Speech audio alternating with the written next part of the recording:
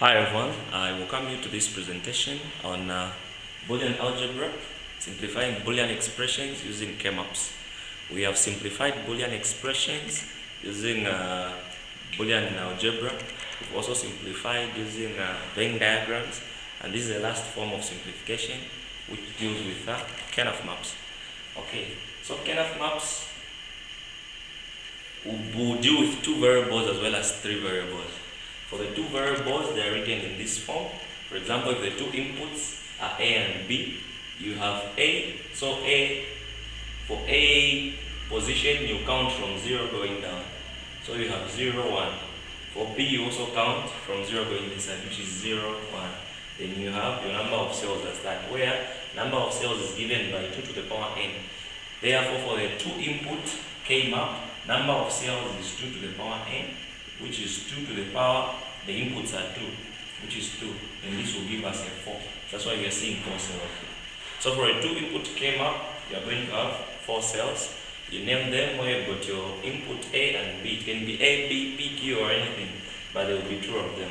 So for A is represented by those 2. What this 0 means, it means A is complemented. So elements sitting in this row are A bar. So this is A bar.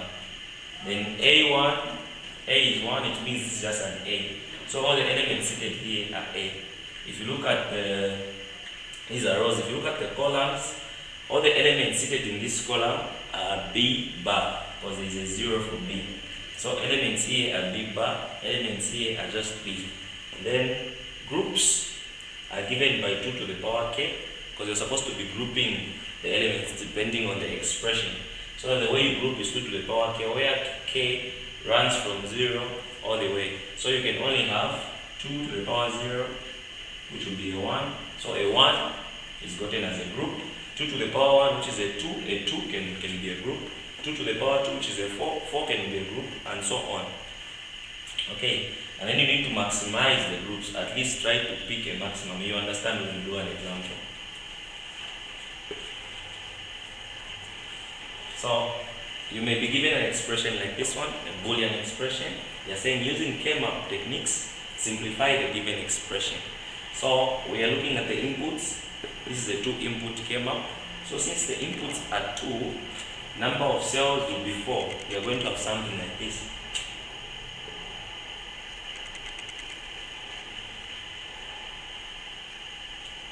Where you have your A and your B. Doesn't really matter, you can swap them. Okay? Then on the B, you count 0, 1. For A's, you also count 0 going to 1. And then you start mapping them now. If you look at this one, this is showing A bar, B bar. In short, the position for A should be a 0, the position for B should be a 0. So A bar, B bar, that's the same as 0, 0. So you plot 0, 0. What is 0, 0? You have a position where A is 0, is this one. Then the position where B is 0 is that one. So they are intersecting at that point. You place a 1. Okay? You map this one as well. This is A bar B. A bar B. This means the position for A is a 0, and the position for B is a 1. So we are plotting 0, 1. So the position where A is a 0 is the first one, it's the first row. These rows, A is a 0. But the position where B is a 0 is the second column. Because in this one, B's are zeros, here, B's are 1s. So 0 and 1, A being a 0, B being a 1, is that point. Okay? After doing that, the mapping has been done, you start grouping them. How do you group? Maximum groups. Groups are 2 to the power K. So you can form groups of 2 to the power K, which is K can be a 0, 2 to the power 0 is a 1. So you can have this as a group, bring this one as a group. You have 2 groups. But mind you, are supposed to maximize the groups, because you can also form 2 to the power 1, which is 2. So the maximum group you can form here is a group of 2 elements. So a group of 2 elements here can be formed.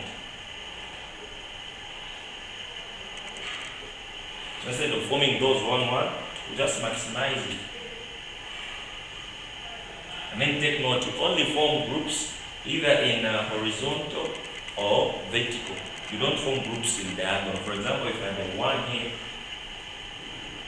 and the one here and the one here, you can't form this as a group. They are either formed as horizontal groups or vertical groups, or back to back. For example, if it's a 4 input, you can have the one here and the one here. This one and that one can form a group. So back to back is allowed, but diagonals are not. Okay? So we have formed the group, which is this one. What is remaining is to name the group. How do you name the group? You name the group by row times column. So it will be row by column. That's the nomenclature of the group. So in row, if you look at this group, it's seated in which row? It's seated in row 0 or row A bar. So it's seated in row 0 by column. In which column are we sitting? We are seated on 2 columns. Column 0 and column 1, which is 0 and 1. Since the two are not, you pick what is similar actually. What is similar? So if you check here, you got a 0, here you got a 0 and a 1. So you have a 0 and a 0 here appearing. So these will form 1, which is just a 0. This one is not appearing this side. It's not forming any similarity. Therefore, this group is just seated in row 0. It's seated in row 0. Our row 0 is A, which is bad. Therefore, if you simplify A bar times B bar plus A bar B, it will just give us A bar as our solution. Okay? The next lecture, we are going to look at simplification of K-maps with 3 input variables.